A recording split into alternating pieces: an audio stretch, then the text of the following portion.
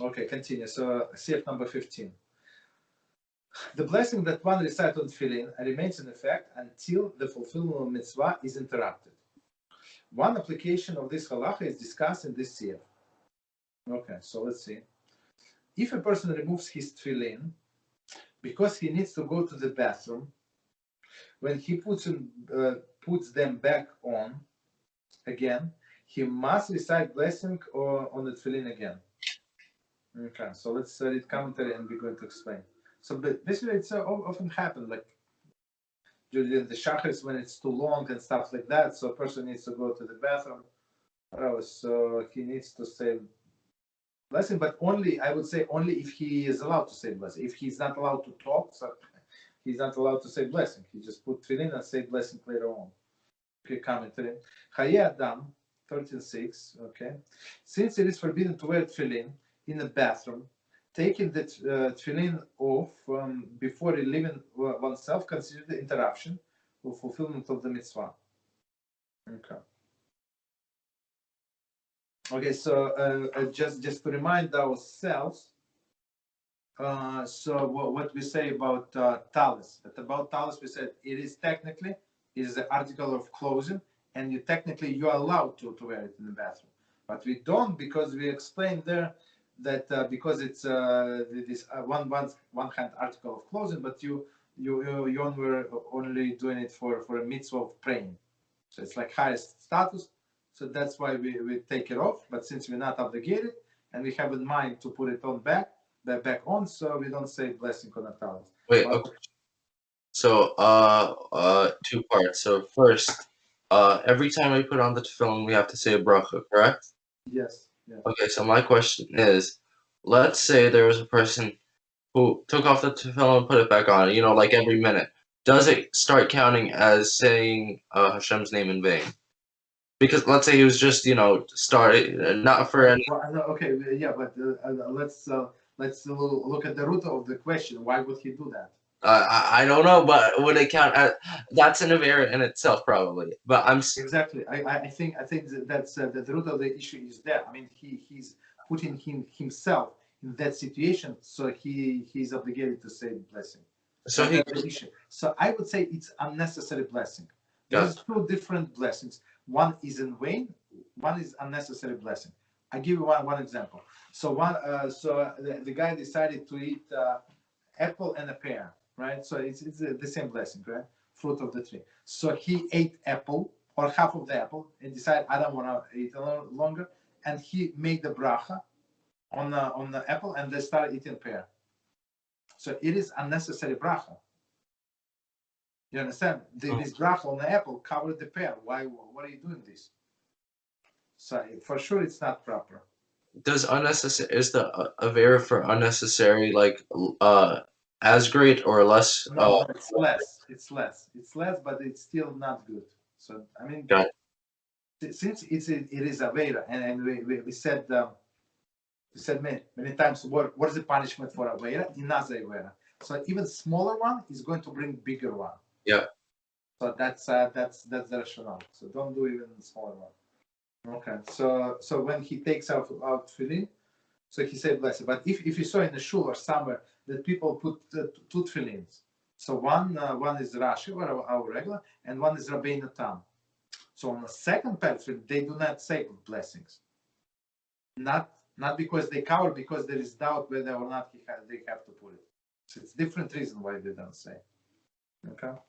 Different reason. Okay. Continue. Thus the same halach applies when one moves the tefillin because he must pass gas, since it is forbidden to do so while wearing the tefillin. Okay. So when it's very interesting. So if the person needs to pass gas, so it's very offensive to tefillin, especially like in this situation. So they say to move it from the place, cover it, and then cover this and do whatever you need to do. If you cannot hold, better to hold, basically. Okay, so he cannot hold. So and then is going to put this tefillin back, so he has new blessing. He says new blessing. That's what they say. Okay. But as we said, it's proper to go like before you start praying.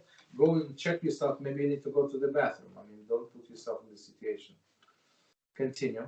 If he's in the middle of reciting blessing of Kriyas Shema, there is anywhere from the beginning of the Yetzer Or, I mean, it's the very beginning, and on, he should not interrupt reciting blessing on Tefillin upon donning them again.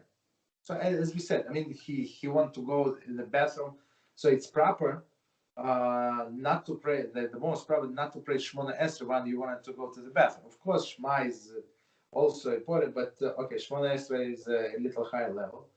But so, yeah. Oh, I was gonna say, but if you're, let's say you come back and then there's no longer a minyan, is it better to pray the Shemona Esrei, or not? No. They call this Shmona Esrei when you want to go to the bathroom is abomination. Got it. So it's not. It's better not to do abominations. So they say if it's in the middle, so you're praying in the middle of the Shmona Esrei, so when you establish Shmona Esrei, you really want to go to the bathroom, fine. Or maybe a little, but like this little you can hold for another 2 hours, right? So and now you feel a sudden urge to go to the bathroom. So they say it's proper to finish Shmona Esrei. In this case, it's proper to finish and not to go. And unless it's the person must go, only then he stops Shmona Esrei or takes Tefillin off and goes. But we're talking about in the morning, right? So he takes Tefillin on and goes to the bathroom and then continues Shmona Esrei. Okay.